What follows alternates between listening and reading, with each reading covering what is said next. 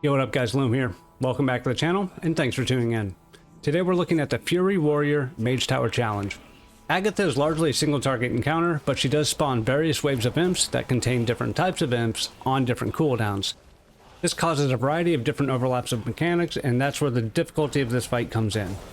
If disposed of quickly, these imps are largely harmless, but if left up for any amount of time, can quickly snowball into disaster and easily wipe you.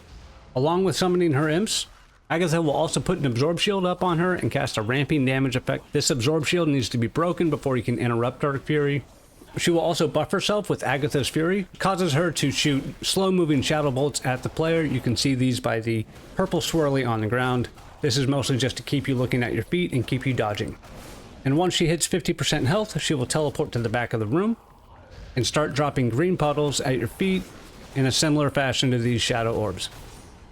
Additionally, boulders will begin dropping from the back of the room, and they're essentially a one-shot, but it is possible to hit one, survive, and then recover, though not often. In this video, I'll show you how I handle these mechanics consistently. If you're familiar with my strategies, you'll know I value consistency above all else. If you're new to the channel, be sure to subscribe to stay in the loop for the other Mage Tower fights. Check out the Zekvir playlist in the description below. And if this video helps you, please give it a like and tell me how in the comments below. My talents, of course, linked in the description below. I tried a variety of builds. I landed on the Slayer hero tree and a Raging Blow build. Mountain Thane is absolutely viable and does a tremendous amount of damage outside of cooldowns, but is a little less consistent. My biggest recommendations are that you pick up Racking Throw, the extended range on Shockwave, and Stormbolt in the class tree. The imps summoned by Agatha appear in 3 different types of waves. The first wave we see is what I'm going to refer to as the attack wave. These consist of smoldering imps, which cast ramping fireball damage on you, umbral imps, which render Agatha immune, cast shadow bolts on you, and teleport around the room. On the third attack wave, fuming imps are also added. Fuming imps run to the player, begin a cast, and then explode if that cast completes, leaving a puddle on the ground that significantly impairs your movement speed and does a lot of damage. A puddle under the boss is a very big deal. Do your best to not let that happen. The attack wave does ramp up in number of imps over time, and will ultimately spawn 2 smoldering imps, 2 umbral imps, and that fuming imp every time.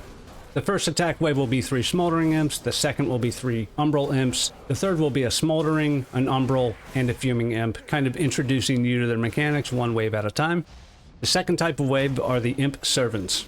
These will spawn in the back or middle of the room, depending on Agatha's position. Once they reach her, they will begin channeling a heal.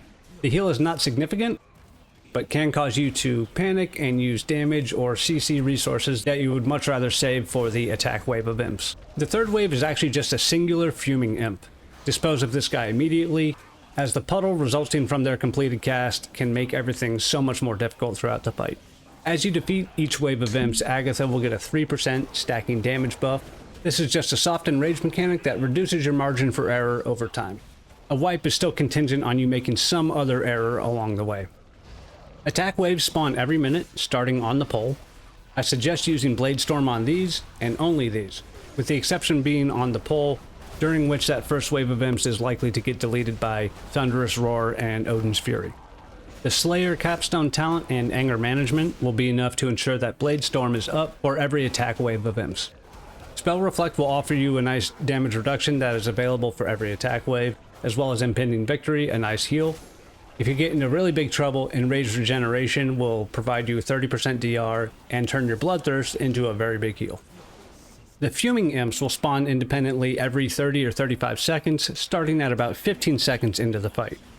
A quick swap is usually enough to deal with them, but if you need to buy more time, Stormbolt is a very good tool for this. Imp Servants spawn every 45 seconds, starting again at about 15 seconds into the fight. My suggestion is to let these guys come all the way into the boss and let them start channeling, at which point you can shockwave them and then dispose of them. You can of course jump out, charge root one, stun the other, and deal with them before they even get to Agatha. This can land you in hot water during certain overlaps, specifically the 2-minute mark, when they'll start making their way towards Agatha, and very shortly after, the third attack wave of imps will spawn. Again, this speaks to the consistency that I would emphasize in all of my strategies. Just deal with it the same way every time. Also, if you let them come in at that 2-minute mark, you can probably take them out with the tail end of that Bladestorm that you used on the attack wave. Dark Fury is the ramping damage channel that Agatha will cast while protected by her shield. Wrecking Throw and your natural damage rotation will be enough to pop the Absorb Shield, at which point you'll quickly interrupt. Be sure to have your interrupt ready for this. The pulse damage ramps up the longer the cast goes. I don't kick or pummel anything else in this fight. 1, because you don't really have to, and 2, I'd rather let the Imp Servants channel 1 or 2% more health into the boss than use my kick on them and not have it available after I've popped her shield. Keep in mind, Umbral Imps will render Agatha immune, meaning you are not able to damage that shield, so make sure you pack them up quickly. As we stated earlier, at 50% Agatha will teleport to the back of the room, at which point we get those boulders coming down, and she'll start dropping 2 green puddles at a time. They disappear as that third one's coming out. This, just like everything else you can get hit by in this fight, will slow you and deal significant damage. When she's in the back of the room, I suggest zooming your camera in just a little bit more than you would, otherwise your view might be obstructed by the fell waterfalls, making it difficult to see items on the ground. Also be careful with that charge when going into the back as well. Boulders are typically a one-shot, though if you do get hit and survive, press Enrage Regeneration and then Bloodthirst and Impending Victory the closest target after you're back in control of your character. For consumables, keep in mind that you can use any form of drums. Barrelhide drums are very cheap. There are also plenty of cheap augment runes on the auction house as well from previous expansions. For flask and potions, you're going to want the Greater Flask of the Undertow and the Superior Battle Potion of Strength from Nazjatar Alchemy. Abyssal Healing Potions, also from Nazjatar, will be about a full heal. And for food, the Borealis Blood Sausage is 39 main stat. To my knowledge, still the best food you can have, especially if you're a panda. That's about all we got for Fury Warrior. I want to thank you for giving this video your attention. Please subscribe to support the channel and to stay up to date with solo challenges in World of Warcraft. Like the video if you liked it, let me know what you want to see next, and of course have a great rest of your day or evening. Peace.